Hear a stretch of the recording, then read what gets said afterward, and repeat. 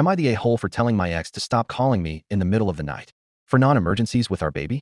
I, 19M, have a 10-month-old son with my ex. Girlfriend, 20F. We broke up shortly after our son was born, but have been trying to co-parent as best as we can.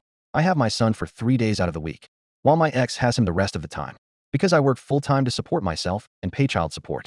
The issue is, my ex has been calling me almost every night, claiming there's some sort of emergency with the baby. At first, I would answer immediately, and even drive over to her place if she sounded panicked.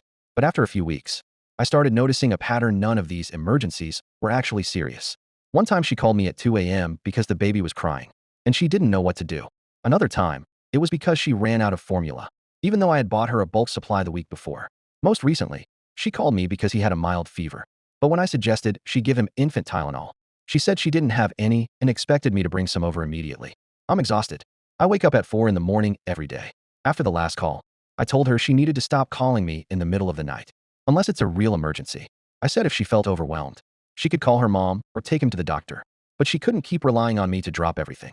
She blew up at me, saying I was being selfish and that as the father, I should always be there for our son. She accused me of not caring about her struggles as a single mom, and claimed I was making her feel unsupported. I told her I would always be there for our son in a genuine emergency, but she needs to learn how to handle the day-to-day stuff on her own. Now she's been cold and distant, and some mutual friends think I was out of line for telling her to stop calling, saying I don't understand how hard it is to raise a baby full-time. So, am I the a-hole for setting this boundary?